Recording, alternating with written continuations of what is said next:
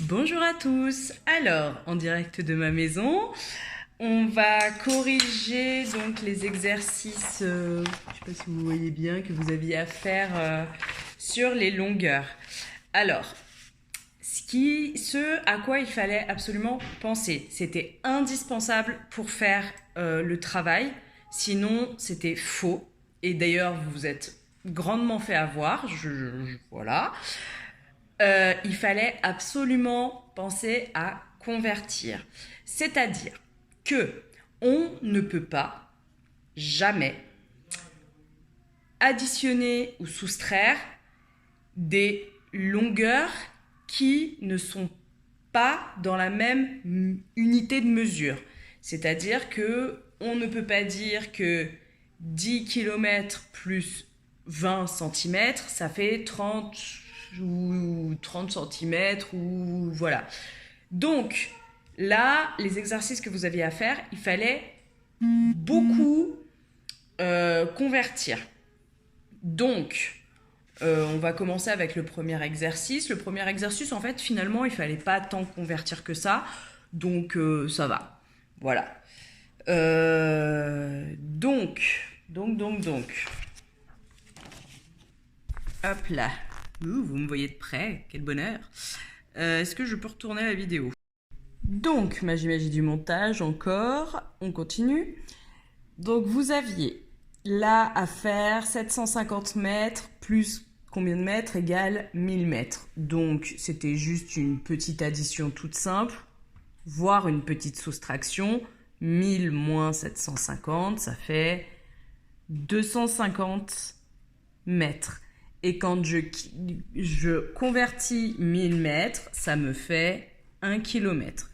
Vous avez votre tableau de numération, de conversion. N'hésitez pas à vous en servir, c'est fait pour.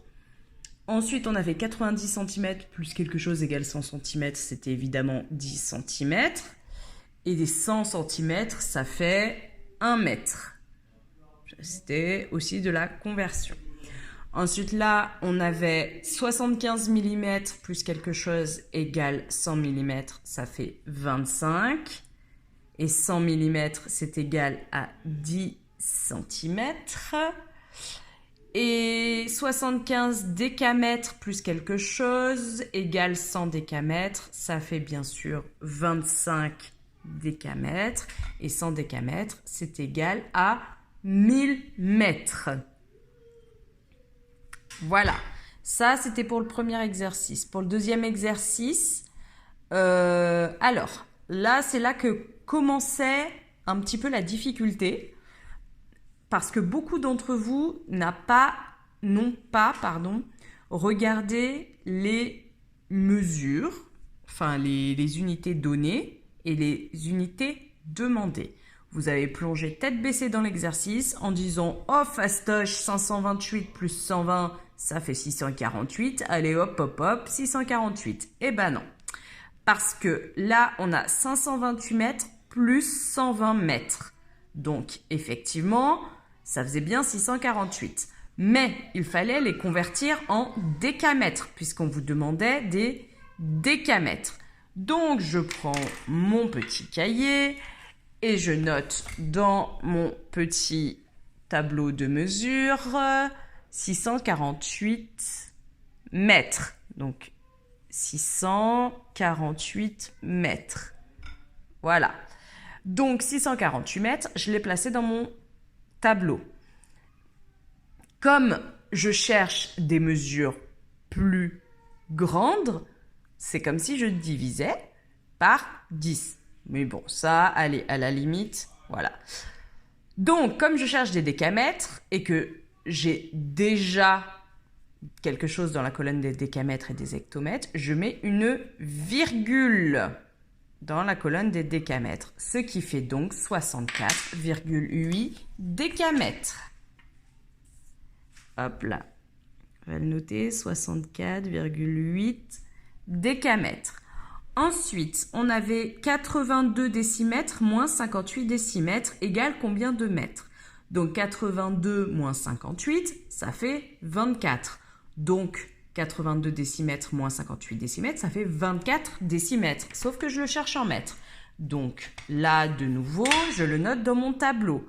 Donc, je cherche donc 24 décimètres. Donc 24, je le rentre, 24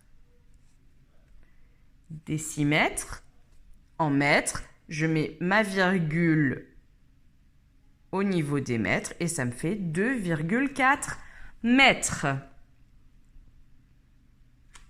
Puisque ma longueur demandée, c'est des mètres et que là, j'ai déjà quelque chose dans la colonne des mètres, ça signifie bien qu'il faut mettre la virgule au niveau des mètres. Ensuite, 35 décamètres moins 29 décamètres. Donc, 35 moins 29, ça fait 6. 6 décamètres. D'accord? Sauf que là, on demande en mètres. Donc, je mets bien mon 6 dans la colonne des décamètres. Voilà. Je suis pas très bien sur la ligne, mais c'est pas grave. Et sauf qu'on me le demande en mètres, ça veut dire que je dois convertir. Et dans ce cas-là, qu'est-ce que je fais? Je rajoute des zéros, puisque je multiplie par 10 dans un sens et je divise par 10 dans l'autre. Donc 6 fois 10, touc, ça fait 60. Donc voilà, j'ai bien 60 mètres, qui n'est pas très écrit sur la même ligne, mais c'est pas grave. Et donc 35 décamètres moins 29 décamètres, ça fait 6 décamètres, donc 60 mètres. Voilà. Ensuite, 24 hectomètres plus 530 décamètres. Alors là, on a bien un problème. C'est qu'on a des hectomètres et des décamètres. Donc, je ne peux pas faire 24 plus 530. C'est pas possible. Il faut que je convertisse mes hectomètres. D'accord? Et comme on me le demande en mètres, bah, je vais directement convertir mes 24 hectomètres en mètres.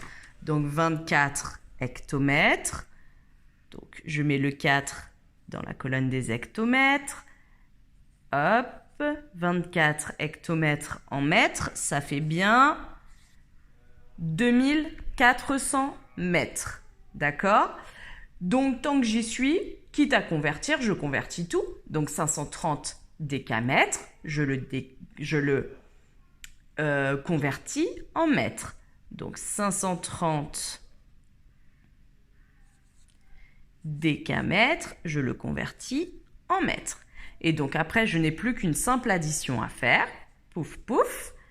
Et donc, je vois que bah là, ça fait 0, 0. 4 plus 3, ça fait 7. 2 plus 5, ça fait 7 aussi. Donc ça fait 7700 mètres.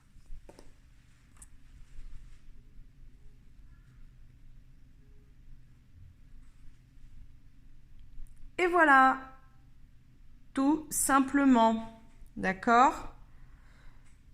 Ensuite, là ici on vous disait pensez à convertir. C'est un petit pense-bête, vraiment pour vous dire, vous ne pouvez pas additionner des mètres et des centimètres. Il faut vraiment que tout soit à la même unité de mesure. Donc là, on avait le cou de la girafe qui fait 6 mètres, plus... non, la girafe au total qui fait 6 mètres, c'est ça. Et... qu'est-ce que j'ai fait comme bêtise, moi? Alors... donc, il fallait calculer le coût de la girafe. On sait que la girafe, en tout, elle fait 6 mètres. On sait que au garrot, c'est-à-dire que jusqu'à son épaule, là, à peu près, elle fait 330 cm. Donc, je convertis 6 mètres en centimètres. Comme ça, je pourrais je pourrais faire une opération. Donc, je sais que 6 mètres, donc je reprends mon petit cahier, 6 mètres, c'est 600 centimètres. D'accord? Donc, je n'ai plus qu'à faire une opération toute bête qui est les 600 centimètres moins, Donc 600 cm, c'est ce qu'elle fait au total, moins la longueur, enfin sa hauteur au garrot. Puisque en gros, ce qu'on cherche, c'est juste ça. D'accord? Ok? Donc, je fais 600 cm en tout, moins 330 cm. Ce qui fait 200... Alors, hop là, j'oublie pas les retenues. Et au total, ça fait 270 cm. Donc, on n'oublie pas la phrase réponse. Le cou de la girafe.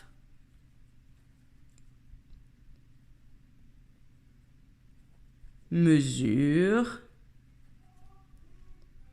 270 cm ou 2,7 mètres.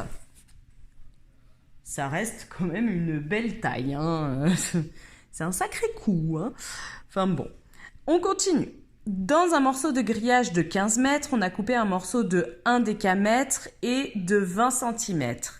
Et un morceau de 3 mètres et de 75 cm. Quelle est la longueur du grillage? Quelle longueur du grillage reste-t-il? Alors, là, c'est pareil. Il faut tout mettre à la même longueur. D'accord? Moi, ce que je vous conseille, c'est un vrai conseil, prenez-le et faites-le, ça sera beaucoup plus simple, c'est de mettre dans la mesure la plus petite. C'est-à-dire que là, les mesures les plus petites qu'on vous donne, c'est centimètres. Mettez tout en centimètres, ce sera beaucoup plus simple. Donc, dans un premier temps, il va falloir trouver combien font... Hop, j'espère que ça ne vous donne pas trop mal au cœur. 1 décamètre et 20 cm. Donc 1 décamètre, il faut que je le mette en centimètres. 1 décamètre en centimètres. Vous regardez dans votre tableau de conversion, ça fait 1000 cm plus 20 cm. Donc là, on a 1020 cm en tout. Ensuite, il faut faire la même chose avec l'autre morceau de grillage qui est de 3 mètres et de 75 cm. Donc 3 mètres, je le mets dans mon tableau de conversion, ça fait 300 cm. Donc 300 cm plus 75 cm, ça fait 375 cm. Ensuite, j'ai 15 mètres que je mets également en centimètres. Donc 15 mètres en centimètres, ça fait du 1500 mètres. D'accord? Et après, je n'ai plus qu'une simple soustraction à faire puisque on enlève des morceaux. Donc je fais 1500 moins 1020 moins 375. Et en tout, il vous restera 105 cm ou 1,05 mètres. Ok? On passe à la suite. Donc, je compte sur vous pour me faire une phrase réponse. Ok? Donc, la phrase réponse peut être il reste 105 cm de grillage ou il reste 1,05 m de grillage. Je rappelle que quand on a un 0 après la virgule, mais qu'il est suivi par d'autres chiffres qui ne sont pas 0, on ne peut pas le retirer. Je vous le rappelle. D'accord? On continue. Problème numéro 3. Théo a fait une promenade en vélo en 3 étapes de longueurs différentes. Étape numéro 1, 3 km et 250 mètres. Étape 2, 3,4 km. Et étape 3, 2880... Non, n'importe quoi. 2850 mètres. Voilà, c'est ce qui se passe quand on ne lit pas très bien ou trop vite. Voilà. Donc, quelle est la distance totale parcourue par Théo. Ok?